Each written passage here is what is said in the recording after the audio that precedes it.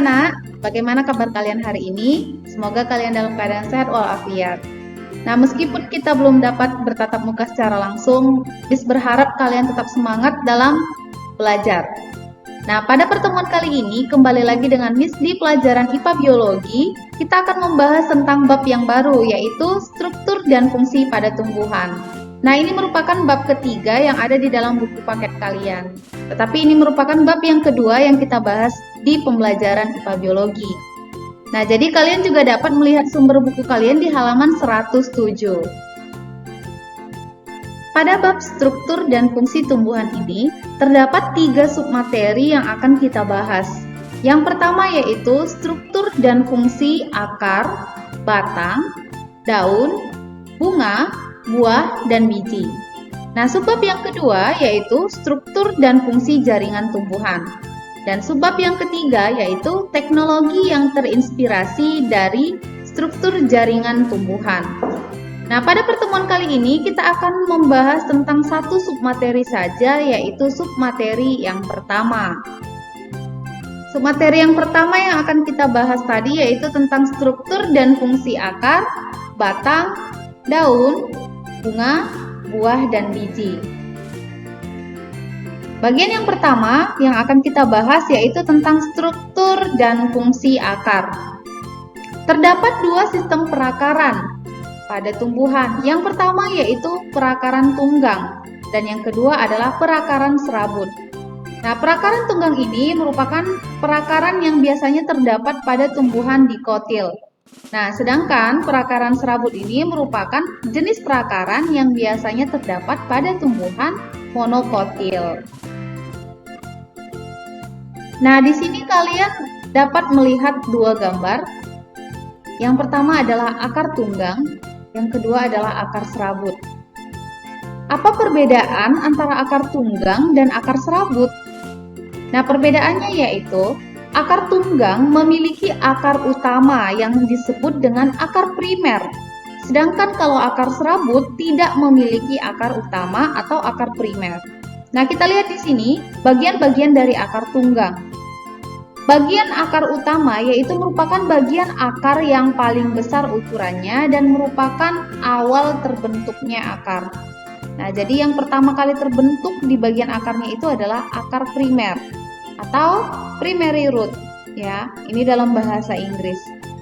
Nah, cabang dari akar primer ini tadi disebut dengan akar sekunder atau secondary roots. Ya, secondary roots. Nah, jadi ini merupakan cabang dari akar primer.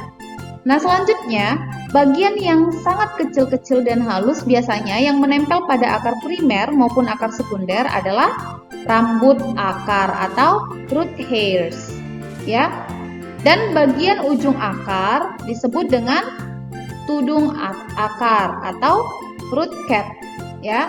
Jadi ini merupakan bagian tudung akar. Kalau pada akar serabut ini tadi, dia tidak terdapat yang namanya akar primer dan akar sekunder. Jadi di sini kita tidak dapat membedakan mana yang dikatakan akar primer, mana yang dikatakan sebagai akar sekunder. Nah, kita hanya dapat melihat rambut-rambut akarnya yang kecil-kecil halus seperti ini. Kemudian kita dapat melihat ujung akarnya.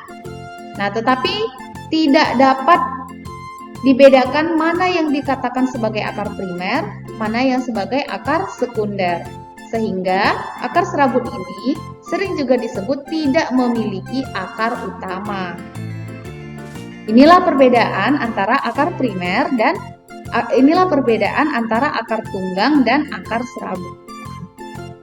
Nah, di sini kalian dapat melihat struktur anatomi akar. Nah, struktur anatomi akar itu merupakan struktur bagian dalam dari akar. Nah, jika kalian melihat struktur ini, mungkin dalam hati kalian terbesit, jika saya melihat akar, saya tidak pernah melihat bagian yang seperti ini. Nah, bagian ini akan terlihat apabila kita mengamati penampang melintang akar di bawah mikroskop. Nah, jadi kalau kita ambil akar, kemudian kita sayat sedikit, sangat tipis, kemudian kita amati menggunakan mikroskop, tampaklah dia seperti pada gambar ini. Di sini ada struktur anatomi akar dikotil dan struktur anatomi akar monokotil.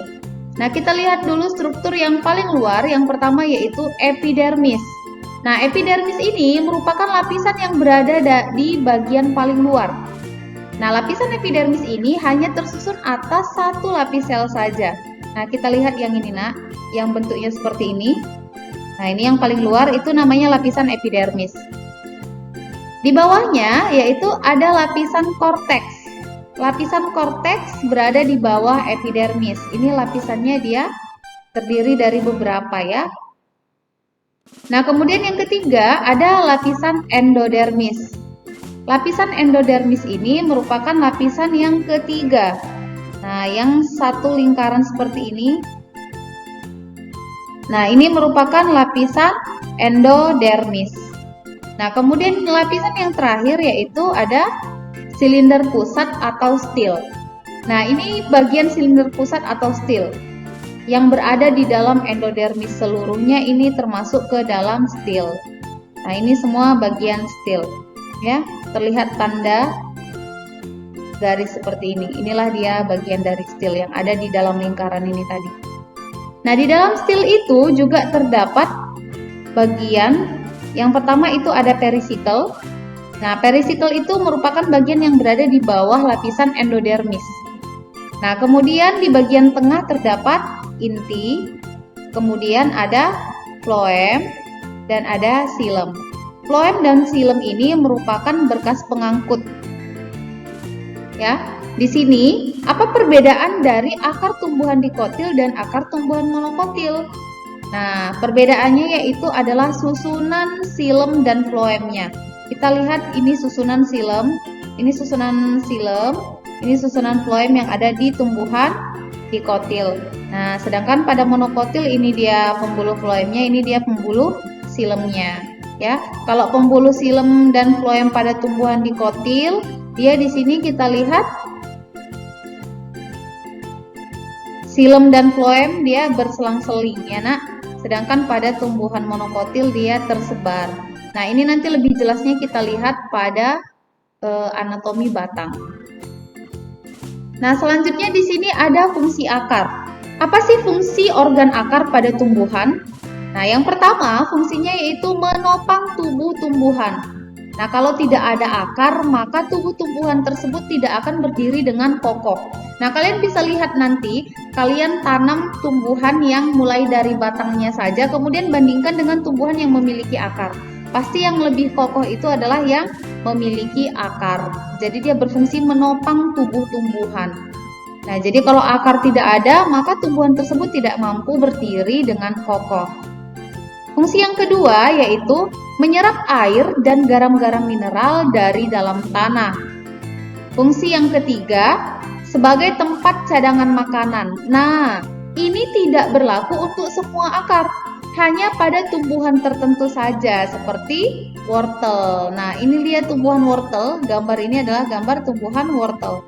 Nah, yang berwarna orange yang biasa kalian makan itu merupakan bagian akar. Nah, bagiannya ini tadi berfungsi sebagai tempat menyimpan cadangan makanan. Nah, contoh lainnya seperti tanaman ubi.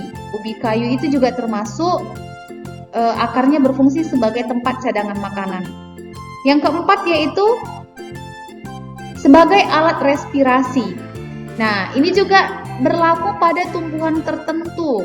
Contohnya seperti pada tumbuhan bakau. Nah, ini adalah tumbuhan bakau. Mungkin tumbuhan ini sering kalian lihat di daerah pantai ya, Nak. Nah, ini biasanya tumbuh di daerah pinggiran pantai. Tanaman bakau di hutan mangrove biasanya ada tumbuhan bakau. Nah, tumbuhan bakau ini memiliki akar yang keluar-keluar ini bukan bagian batang, tetapi bagian akarnya. Nah, akar ini disebut dengan akar nafas. Nah, fungsinya sebagai alat respirasi, sebagai alat pernapasan, membantu pernapasan, membantu mengikat oksigen dari udara. Nah, itulah dia fungsi akar sebagai alat respirasi pada tumbuhan bakau tadi contohnya. Yang kelima, sebagai alat perkembangbiakan vegetatif. Nah, perkembangbiakan vegetatif artinya perkembangbiakan secara tidak kawin. Nah, perkembangbiakan vegetatif ini juga terjadi pada akar tanaman tertentu seperti jahe, kunyit, dan lain sebagainya. Nah, tumbuhan yang seperti ini adalah tumbuhan jahe ya, kunyit ini ya. Ini adalah tumbuhan kunyit. Nah, tumbuhan ini akarnya ini sering juga disebut dengan rimpang ya. Jadi dia berkembang biak secara vegetatif menggunakan ini. Nah, misalkan di sini tumbuh rimpangnya, nanti akan tumbuh lagi dia tumbuhan yang baru. Jadi akarnya itu berfungsi sekaligus sebagai alat perkembangbiakan secara vegetatif atau tidak kawin. Nah, inilah fungsi dari akar tumbuh-tumbuhan. Yang kedua yaitu struktur dan fungsi batang. Nah, di sini kalian melihat ada gambar batang. Nah, batang itu dia memiliki internodus, kemudian dia memiliki nodus. Nah, internodus itu merupakan bagian batang yang dibatasi oleh dua nodus atau buku. Nah, sering juga kita sebut ini dengan namanya ruas. Nah, internodus ini merupakan ruas-ruas batang. Sedangkan nodus itu merupakan buku-buku. Biasanya bagian nodus itu merupakan bagian pada batang yang dia lebih keras. Nah, kemudian pada tumbuhan monokotil, batangnya biasanya tidak memiliki cabang.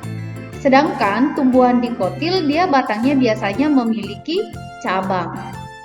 Berdasarkan keadaan batangnya, tumbuhan tingkat tinggi dikelompokkan menjadi dua. Ada yang tergolong kepada tumbuhan herba, ada yang tergolong pada tumbuhan berkayu. Nah, tumbuhan herba itu yaitu tumbuhan yang memiliki batang yang bersifat lunak, kemudian berwarna hijau biasanya, kemudian memiliki jaringan kayu yang sedikit atau bahkan tidak memiliki jaringan kayu sama sekali. Nah, ukuran batangnya juga biasanya kecil dan umurnya relatif pendek. Nah, sedangkan pada tumbuhan berkayu biasanya batangnya itu keras dan umurnya biasanya relatif panjang. Nah, pada batang yang tua juga terdapat kulit kayu yang tebal dan lubang-lubang kecil. Nah, lubang-lubang kecil pada kulit kayu ini tadilah yang disebut dengan lentisel. Nah, lentisel ini berfungsi sebagai tempat masuknya oksigen ke dalam batang secara difusi. Jadi kalau kalian melihat batang kayu yang kulitnya itu sudah sangat tebal, kemudian dia terdiri dari lubang-lubang kecil, maka lubang-lubang tersebut berfungsi sebagai tempat masuknya oksigen ke dalam bagian batang. Nah, selanjutnya di sini kita melihat struktur anatomi batang. Terdiri dari 3 secara umum. Yang pertama yaitu ada epidermis. Sama seperti pada akar ya nak. Epidermis merupakan lapisan paling luar yang terdapat pada organ batang. Nah, kemudian lapisan yang kedua adalah lapisan korteks. Nah, setelah epidermis tadi, di bagian bawahnya itu terdapat lapisan korteks. Ini adalah lapisan korteks. Nah, ini adalah lapisan korteks. Kemudian bagian yang ketiga ada jaringan silinder pusat. Nah, inilah dia silinder pusat atau steel. Ini dia bagian silinder pusat. Nah, kemudian kita lihat di bagian silinder pusatnya ini terdapat pembuluh floem dan pembuluh xilem. Ya.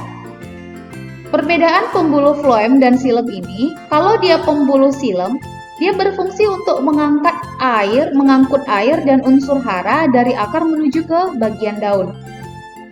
Sedangkan kalau floem mengangkut hasil fotosintesis dan menyebarkannya ke seluruh tubuh tumbuhan. Nah, jadi itu perbedaan antara pembuluh xilem dan floem. Kita lihat di sini nak, letak pembuluh xilem dan floem pada tumbuhan monokotil dan dikotil berbeda. Nah, ini adalah anatomi batang pada tumbuhan dikotil.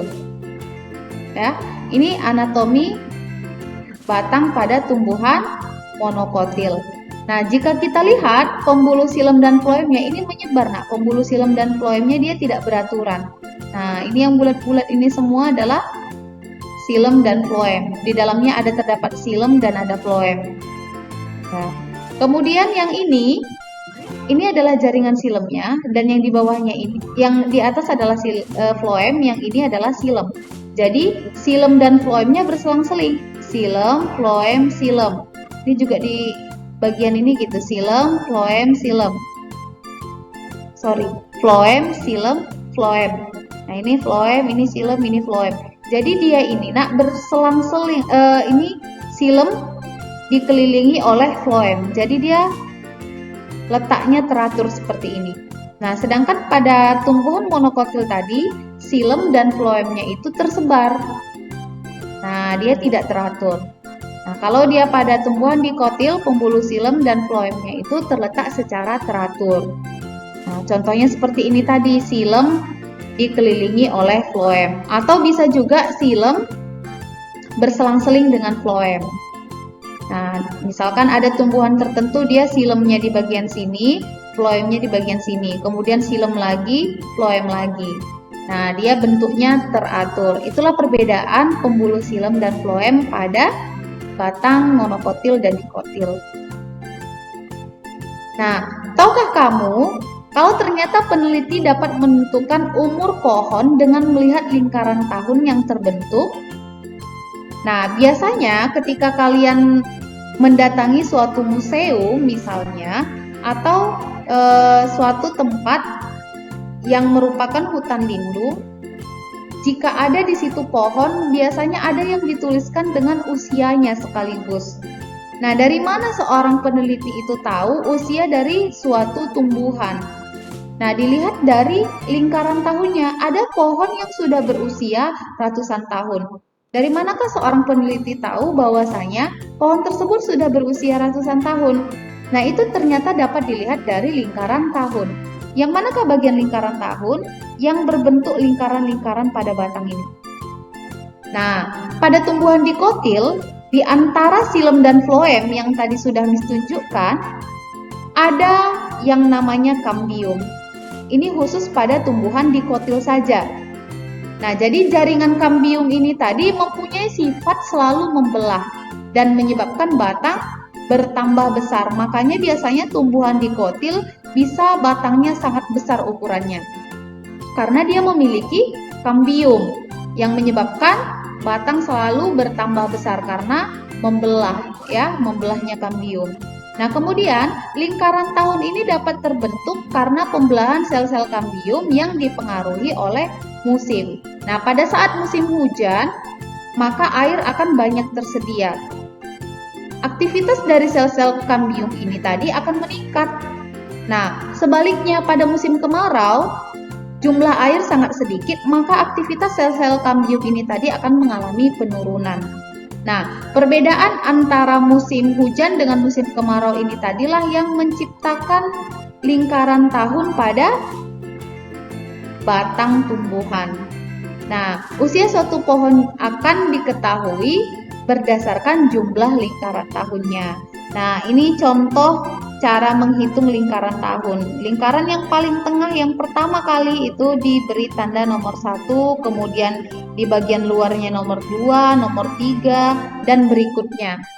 Nah, berapa jumlah dari lingkaran tahun ini tadilah yang menentukan dari usia suatu tumbuhan. Nah, misalkan jumlah lingkaran tahunnya ada 50, maka diprediksi usia dari tumbuhan tersebut adalah 50 tahun, sesuai dengan jumlah dari lingkaran tahunnya. Nah, sekarang kita melihat apa fungsi batang tumbuhan. Nah, fungsi yang pertama yaitu sebagai tempat melekatnya daun, bunga, dan buah. Jadi, pada batang itu melekat daun, bunga, dan buah. Fungsi yang kedua yaitu sebagai organ lintasan air dan mineral dari akar menuju daun dan lintasan dari zat makanan hasil fotosintesis dari daun ke seluruh bagian tumbuhan. Fungsi yang ketiga, mengarahkan tumbuhan agar mendapatkan cahaya matahari yang cukup karena batang tumbuhan itu akan tumbuh menuju ke arah datangnya sumber cahaya matahari. Fungsi yang keempat yaitu pada beberapa tumbuhan tertentu, batang merupakan tempat untuk menyimpan cadangan makanan dan alat perkembangbiakan vegetatif. Nah, ini adalah contoh dari tumbuhan kaktus. Nah, tumbuhan kaktus ini batangnya berfungsi sebagai tempat cadangan makanan bagi tumbuhan. Nah, kenapa dikatakan sebagai alat perkembangbiakan vegetatif? Karena batang juga dapat dilakukan cangkok atau stek sehingga dapat menumbuhkan tumbuhan yang baru, sehingga disebut juga sebagai alat perkembangbiakan vegetatif. Lebih tepatnya vegetatif buatan. Selanjutnya kita masuk ke bagian yang ketiga, yaitu struktur dan fungsi daun. Nah, struktur daun bagian luar memiliki 3 bagian utama. Yang pertama yaitu helai daun atau disebut dengan lamina. Kemudian bagian kedua tangkai daun atau disebut dengan petiolus. Dan yang ketiga adalah pelepah daun atau disebut dengan folium. Nah, jika suatu daun tumbuhan memiliki ketiga bagian ini, maka dia dikatakan sebagai daun lengkap. Nah, sedangkan jika salah satunya tidak ada, maka dikatakan dengan daun tidak lengkap. Jadi daun lengkap itu jika ada helaian daunnya, ada tangkai daunnya, dan ada pelepah daunnya. Yang mana itu bagian pelepah? Kita lihat di sini ada salah satu daun pisang contohnya. Ini adalah bagian pelepah. Jika kalian lihat nanti batang pisang itu di bagian pinggiran batangnya ini ada pelepahnya. Nah, yang dia agak melebar ke samping itu disebut dengan pelepah daun. Nah, tangkai daunnya itu berada pada bagian tengah. Nah, helaian daunnya itulah yang biasa kita gunakan untuk makan, untuk membungkus kue. Nah, itu adalah helaian daunnya. Nah, jadi pohon pisang itu, daun pisang itu memiliki pelepah, tangkai, dan helaian daun. Maka dia tergolong ke dalam daun lengkap. Nah, contoh yang kedua di sini ada daun apa ini? Daun tumbuhan nangka ya. Nah, di sini tidak memiliki pelepah, yang ada itu ada tangkai daun, kemudian ada helaian daunnya saja. Sedangkan pelepah daunnya tidak ada. Maka daun ini dikatakan sebagai daun tidak lengkap. Nah, sekarang kita melihat struktur anatomi dari daun. Sama ya nak, seperti yang tadi, ini struktur dalam daun. Struktur anatomi daun secara umum ada 3. Yang pertama itu adalah lapisan epidermis, sama seperti akar dan batang. Epidermis merupakan lapisan yang paling luar. Nah, lapisan epidermis ini kalau pada daun dia ada 2. Ada bagian epidermis atas dan ada epidermis bawah. Jadi dia epidermisnya ada 2. Ada di bagian atas dan ada di bagian bawah. Di lapisan epidermis ini terdapat kutikula. Nah, ini dia lapisan kutikula atau sering disebut dengan lapisan lilin. Ini terdapat di bagian epidermis atas. Jika kalian lihat daun tumbuh-tumbuhan, biasanya daunnya itu kalian lihat agak mengkilat. Nah, daun tumbuhan itu mengkilat karena ada kutikula ini tadi. Nah, kemudian yang kedua ada trikoma. Trikoma itu pada tumbuhan biasanya yang terlihat jelas seperti daun terong. Nah, di bagian terong, di daun terong itu biasanya ada rambut-rambut halus di permukaan daunnya. Itulah yang disebut dengan trikoma. Nah, kemudian di bagian epidermis juga terdapat stomata. Nah, inilah dia stomata. Nah, stomata ini tadi nak, biasanya lebih banyak di bagian epidermis bawah dibandingkan dengan epidermis atas. Jadi kalau kita mau mengamati stomata, maka sebaiknya kita mengamati sayatan daun yang berada di bagian bawah, karena jumlah stomatanya lebih banyak di bagian epidermis bawah dibandingkan dengan epidermis atas. Nah, lapisan yang kedua yaitu ada jaringan mesofil. Nah, jaringan mesofil ini terdiri dari 2 bagian, yaitu yang pertama ada jaringan tiang atau sering disebut dengan jaringan palisade, sama ya, jaringan tiang atau jaringan palisade. Nah, yang kedua ada jaringan bunga karang. Nah, ini ada jaringan bunga karang. Ini bunga karang ya nak, jaringan bunga karang. Nah, jaringan tiang dan jaringan bunga karang ini tadi disebut jaringan mesofil. Nah, pada jaringan tiang ini terdapat klorofil, sehingga di bagian inilah terjadi proses fotosintesis. Karena fotosintesis itu terjadi apabila terdapat klorofil. Nah, jadi jaringan tiang atau palisade ini tadi dia berbentuk balok seperti ini, kemudian dia tersusun secara rapi sehingga disebut dengan jaringan tiang. dan di dalamnya terdapat banyak klorofil. Nah, sehingga disinilah terjadi proses fotosintesis. Dan bagian bawahnya adalah jaringan bunga karang. Nah, jaringan bunga karang ini juga di dalamnya terdapat klorofil, tapi jumlahnya hanya sedikit. Makanya di bagian hijau-hijaunya ini ditulis sedikit aja, dibuat hijau. Kalau ini dibuat hijau semua, ya. Jadi di bagian jaringan bunga karang ini hanya sedikit terdapat klorofil. Apa fungsinya jaringan bunga karang? Sebagai tempat menyimpan cadangan makanan. Nah, tetapi pada tumbuhan dikotil, dia terdapat jaringan tiang dan jaringan bunga karang. Kalau pada tumbuhan monokotil, dia tidak terdapat jaringan tiang, hanya terdapat jaringan bunga karang. Jadi kalau pada tumbuhan monokotil, proses fotosintesisnya itu terjadi pada jaringan bunga karang. Nah, jaringan bunga karang ini sering juga disebut dengan jaringan spons. Nama lainnya adalah jaringan spons. Jadi karena dia tidak ada jaringan tiangnya pada tumbuhan monokotil, maka dia fotosintesisnya terjadi pada jaringan spons atau bunga karang. Nah, selanjutnya di bagian ini juga bagian yang ketiga yaitu terdapat berkas pengangkut yang terdiri dari xilem dan floem. Sama seperti yang pada akar dan batang tadi ya. Pembuluh xilem fungsinya untuk mengangkut air dan unsur hara dari tanah dari akar menuju ke daun, sedangkan floem fungsinya menyebarkan sari-sari makanan atau hasil fotosintesis menuju ke seluruh tumbuhan. Nah, selanjutnya kita lihat di sini apa sih fungsi daun pada tumbuhan? Nah, yang pertama fungsinya itu sebagai tempat terjadinya fotosintesis yang sudah dijelaskan di sebelumnya ya. Yaitu terjadi pada jaringan tiang kalau tumbuhan dikotil. Nah, kalau monokotil terjadi di jaringan bunga karang. Nah, yang kedua fungsinya sebagai organ pernapasan atau sering disebut dengan respirasi. Nah, inilah dia. Di bagian daun, jika kita amati menggunakan mikroskop, nampak dia bagian seperti ini, Nak.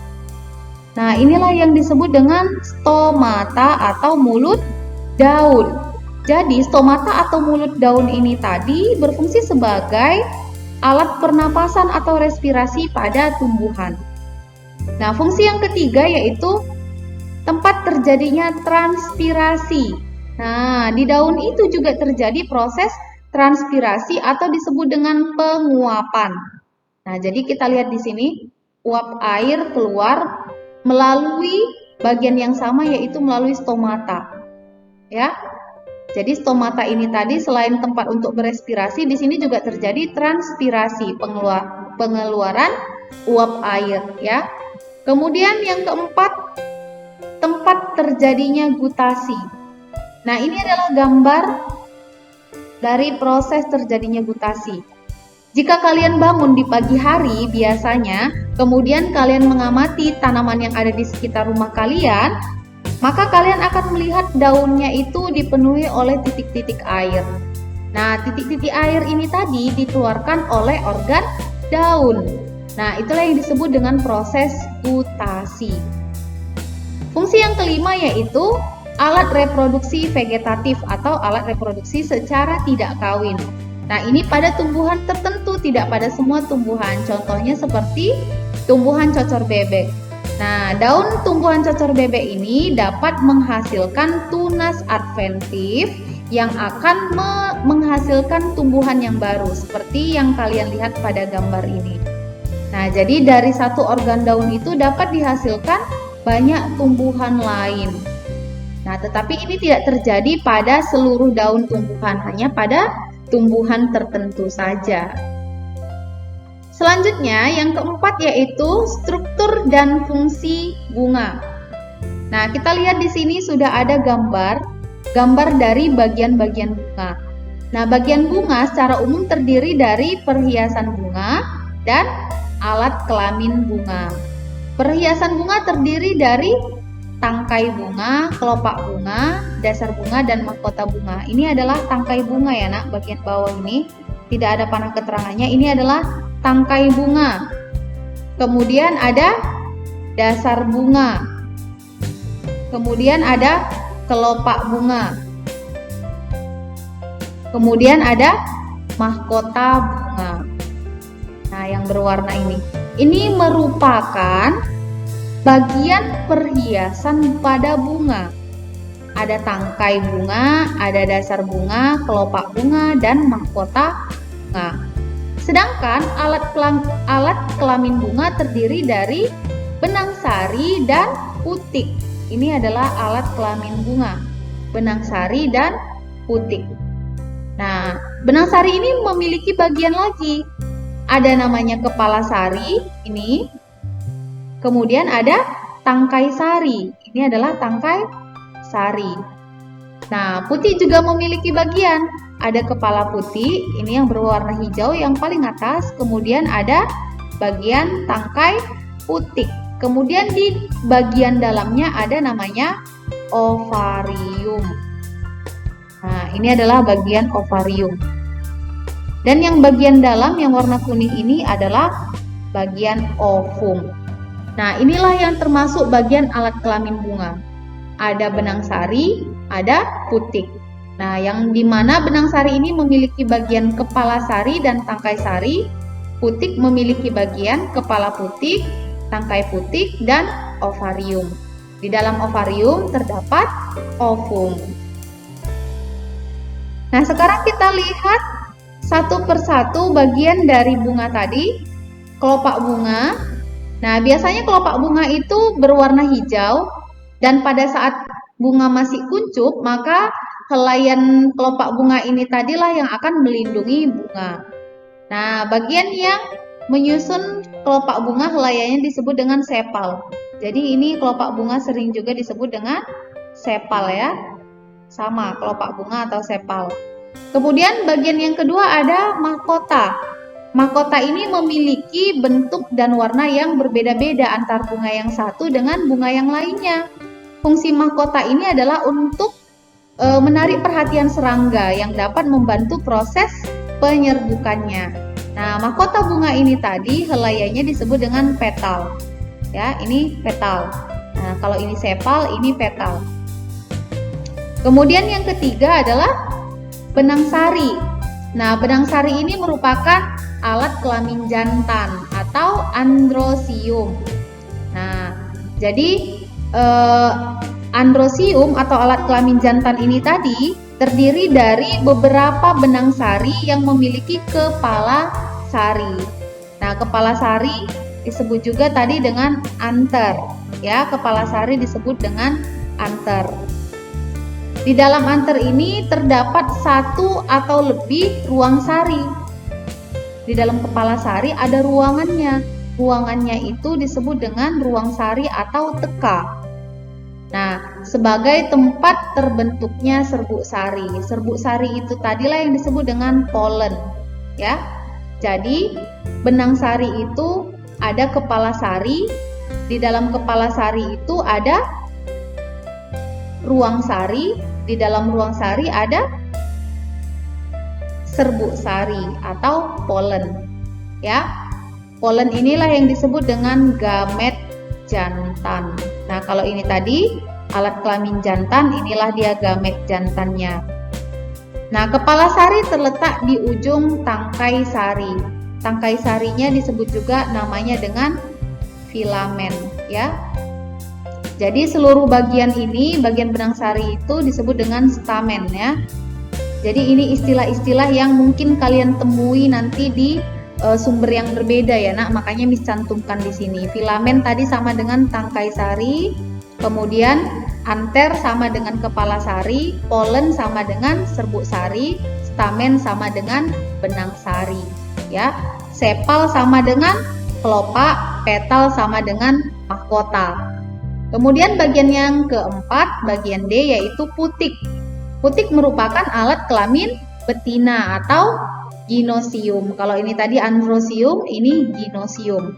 Nah, di dalam putik terdapat bakal buah atau disebut dengan ovarium. Nah, inilah bakal buah. Ini adalah bakal buah seluruhnya. Kemudian, bakal buah ini terletak di bagian dasar bunga. Nah, tadi udah kita lihatkan di bagian sini adalah dasar dasar bunga, atau sering juga disebut dengan reseptakel ya, berbentuk menggelembung sebagai tempat sel telur dasar bunganya. Kemudian ada tangkai putik. Tangkai putik ini disebut dengan stilus ya. Inilah dia tangkai putik atau stilus. Nah, merupakan saluran sempit yang menjadi tempat jalannya serbuk sari. Jadi serbuk sari ini nanti akan jalan melalui tangkai sari. Nah, untuk terjadi proses pembuahan. Kemudian ada kepala putik atau disebut dengan stigma.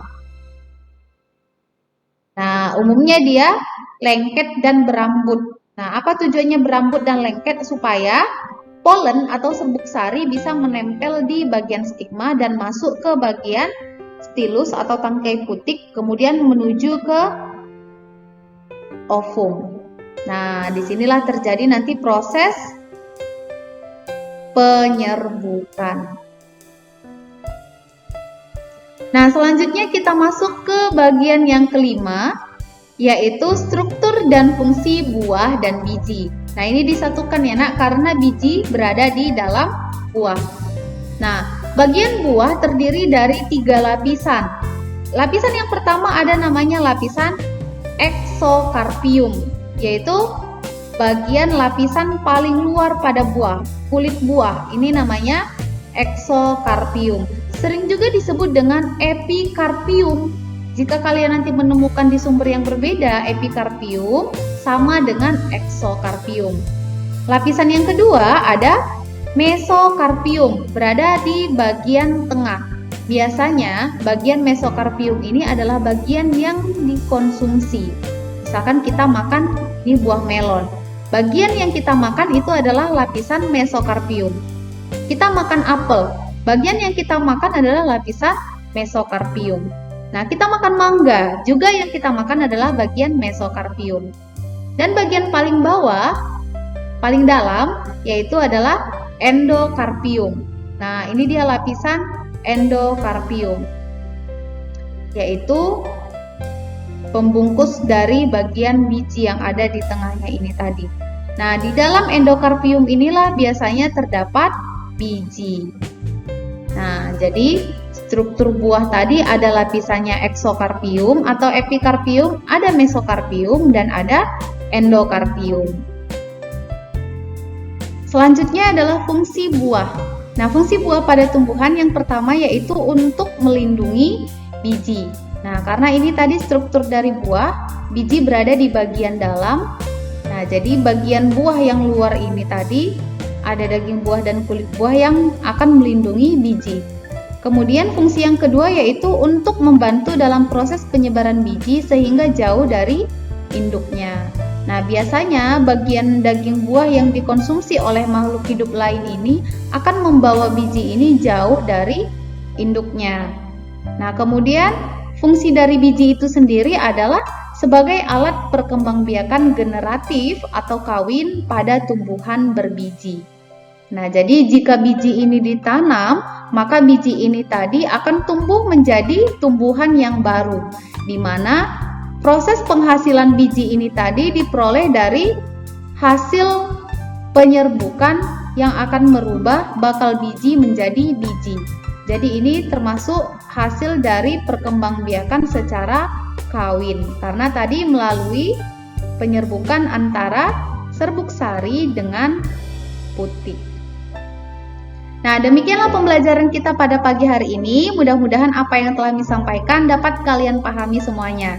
Nah, untuk lebih memudahkan kalian, silakan kalian tuliskan kesimpulan hasil pembelajaran kita pada hari ini di buku catatan kalian.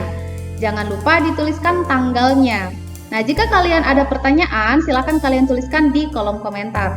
Jika ada kesalahan dalam penyampaian materi, Miss mohon maaf. Sampai bertemu di pertemuan berikutnya. Terima kasih.